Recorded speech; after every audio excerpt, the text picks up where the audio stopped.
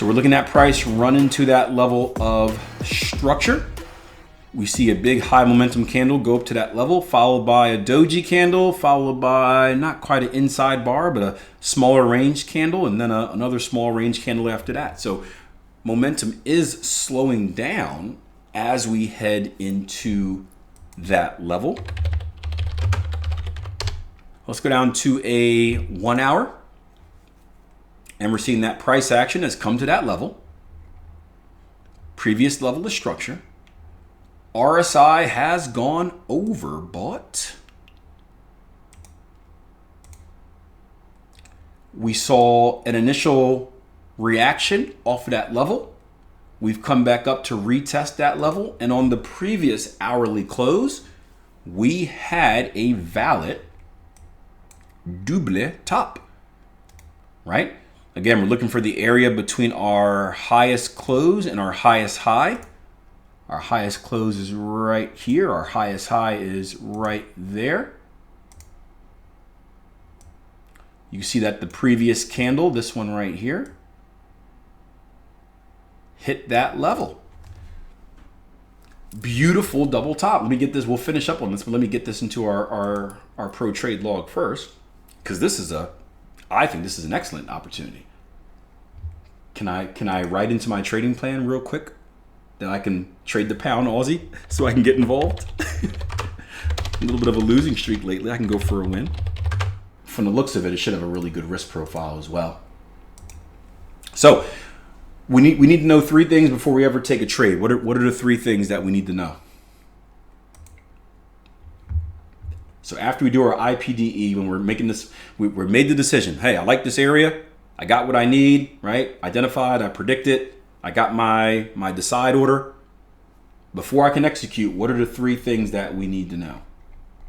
Because without these three things, we don't necessarily know that's a good trading opportunity. There's a difference between a trading opportunity that kind of meets our rules for what's happening and a good trading opportunity looking at the full picture. Entry, stops, and targets, right? EST. We need to establish entry, stops, and targets. So entries are easy. That's the thing, right? The double bottom or double top, excuse me. So that entry would be a simple one. Entry would be right here at market as soon as that double bottom is confirmed. Stops. Let's go back to the ATR example, just because I'm an ATR guy and I selfishly like talking about things I do, right? So our current ATR on that candle was 30. So I'm going to take the high of that candle, 191.79. I'm going to add 30, which is going to put me at 192.19, right? So 192.19, correct me if my math is wrong, I was wrong earlier, would be a 1 ATR stop. A 2 ATR stop would be 49. So this is my stop loss zone, right? Yellow line and yellow line. Now, I want to ask myself, does one area put me in a safer position than another area as far as those stops go? No, right? I like to default to the smaller stop loss because I don't like unnecessarily wasting money. So the only time I'll expand it is if that first stop is at like a level of structure, psychological number, something like that. The second level is further away. Doesn't really make me any safer. It's right at this level of structure. So if I'm going to lose, I might as well lose less money than more money. So we got stops, we got entries. The next part is targets. So where are we looking at for targets here? What do you guys think? This is an easy one. If you're a new trader, you like this. These are the textbook examples. They don't come too often.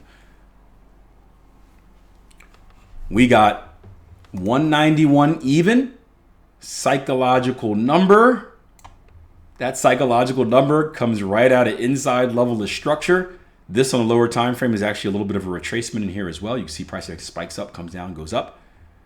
This is a pretty simple one. We can add more stuff if we want. We can bring in some fibs. We have many levels to draw fibs, and I'll bring them in from two levels, a swing low to swing high. This first one, 382 is going to be a little bit lower. Let's bring in this most recent move, this swing low to swing high. And you can see you got a 382 right at that level, 191.06. Maybe you adjust it a little bit. Lastly, because we like doing it, volume. And again, what do we have here? High volume level on our double top, and then we have the void, right? You got to say it like that, the void. And then volume picks up again, right at that 91 even handle level. So this is, I mean, my mentor used to say, man, you want to take the trading opportunities where the market leaves a bag of money for you that says, take me. This is a very nice opportunity, in my opinion. Doesn't mean it's going to win by any means. This can lose. Doesn't mean it's going to win, but this is a good, an easy one for a trader to kind of measure things out. So you measure your risk reward, you make sure it meets your requirement. Looks like a 1.32 to 1. And again, just to kind of a house cleaning thing, we always say risk reward, but when we talk about it, we always say the reward first. That's just like most people in the industry do that. So if that weirds you out, just think of it that way. So like I'll say, hey, we have a 2 to 1 risk reward, where 2 to 1 risk reward should actually mean that our risk is double our reward, but it's just kind of how we say it. It sounds better than saying we have a 1 to 2. That just sounds negative. And saying reward to risk ratio is kind of hard because the reward has the W, then you got to get to that next R, reward to risk, right? Just say it out loud, right? Risk reward, easy. Reward to risk, gets a little tongue tied, so it is what it is. But yeah, very decent opportunity here. Yeah, this is a good one, man. Classic counter trend trading structure opportunity. You can make it a CTS as well, where you have structure, you have RSI overbought, you have double top, you have RSI divergence. Nice little CTS score. Beautiful, beautiful, beautiful setup. I forgot who found this. I think it was Phil. Beautiful find, beautiful. I'm gonna stop saying that because the more I talk about it, the market likes to prove me wrong. It'll just go straight up and lose. So yes, this one, it sucks. This is a bad trading opportunity, guys. Don't take it. Stay far away from it. It's probably going to lose. Yeah, it's definitely going to lose. I know that.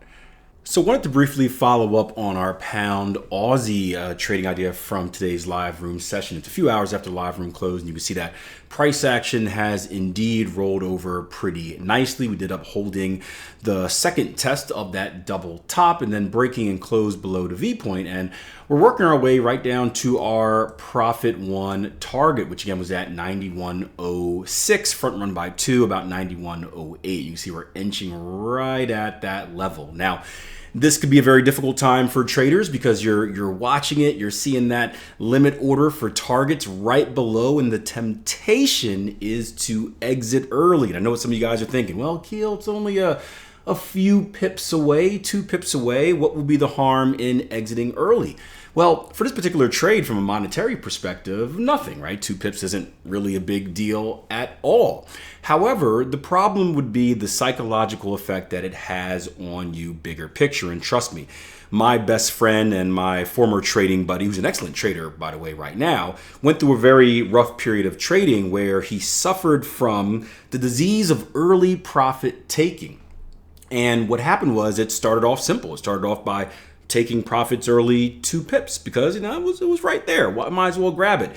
And then all of a sudden 2 pips turned into 4 pips, 4 pips turned into 8 pips, 8 pips turned into 15 pips. And before you know it, I swear to God, he was taking profits early about on the 50% mark, so halfway to his projected profit line. And what it ended up doing was it ended up messing up his expectation.